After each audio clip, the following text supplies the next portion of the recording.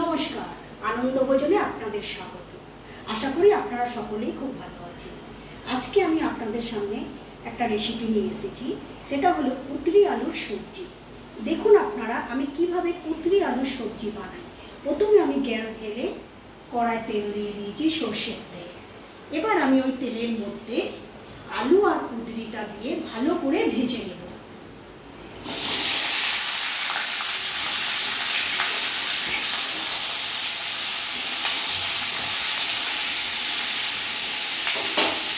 আমি এই আলু কুঁদরির মধ্যে কী কী মশলা দেবো আপনাদের দেখিয়ে দিই। আমি ফোড়নে দেবো গোটা জিরে, তেজপাতা, শুকনো রেখেছি পেঁয়াজ আর রসুনের পেস্ট আর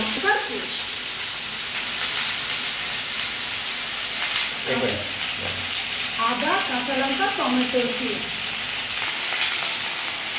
এগুলোকে আমি লাল করে ভাজবো।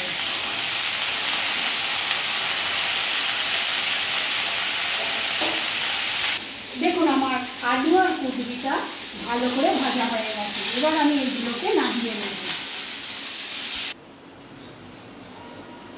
সরষের তেল দিয়ে দেব।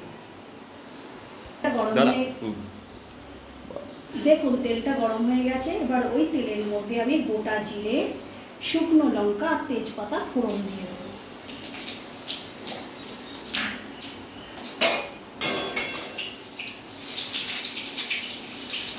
আমি পেঁয়াজ আর রসুনের যে পেস্টটা করে রেখেছিলাম সেটা আমি তেলের মধ্যে দিয়ে দেব।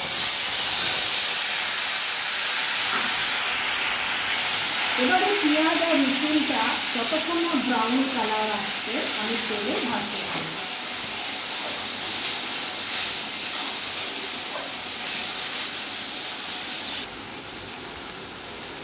দেখুন পেঁয়াজ আর রসুনটা ব্রাউন কালার এসে গেছে। এবার আমি ওর মধ্যে লবণ দিয়ে দেব।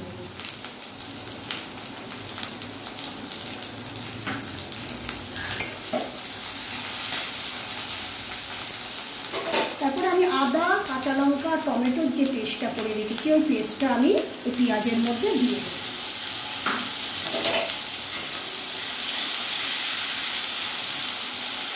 এবার আমি আস্তে গুঁড়ো মশলাগুলো দেব। প্রথমে আমি হলুদ গুঁড়ো দেব,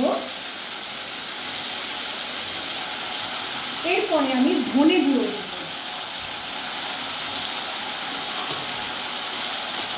এরপরে আমি জিরে গুঁড়ো দেব,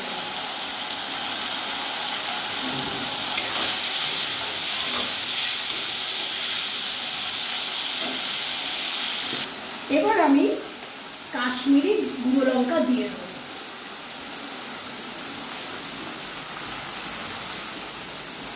এরপরে আমি এর মধ্যে চিনি দেবো। কুঁদরি আলুর সবজি একটু মিষ্টি মিষ্টি খেতে ভালো লাগে। এবার আমি এই মশলাটা ভালো করে ভাজবো যতক্ষণ না তেলটা ওপরে উঠে আসছে।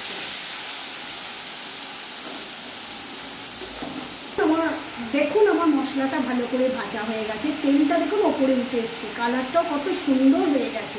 এবার আমি এই মশলার মধ্যে আমি যে আলু আর কুঁদরিটা ভেজে রেখেছি সেইগুলোই মশলার মধ্যে দিয়ে দেব।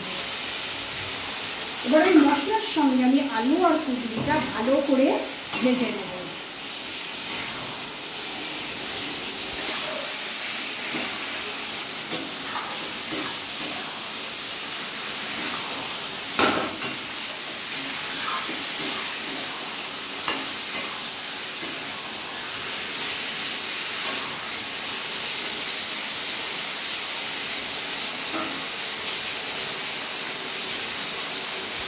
এই রকম সুস্বাদু খাবার পেতে হলে আপনারা চ্যানেলটাকে সাবস্ক্রাইব করবেন।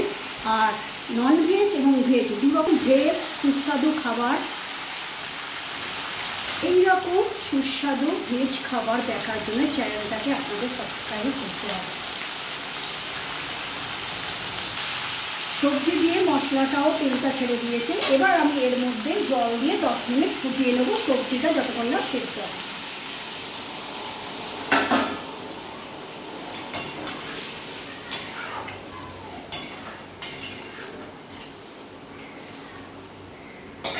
আমি 10 মিনিট এর মধ্যে চাপা দিয়ে দিলাম সবজি সেদ্ধ। 10 মিনিট পরে, দেখুন 10 মিনিট পরে আমি আপনাদের কাছে ফিরে এসেছি।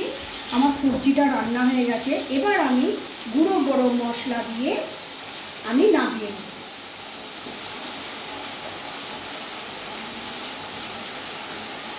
গরম মশলাটা ভালো করে আগে মিশিয়ে নেব।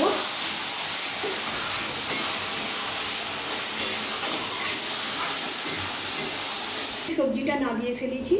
কত সুন্দর দেখতে হয়েছে, খেতেও কিন্তু ততটাই সুন্দর হবে। আপনারা একবার বানিয়ে অবশ্যই খেয়ে দেখবেন, তারপরে আপনারা আমাকে কমেন্ট করে জানাবেন। নমস্কার।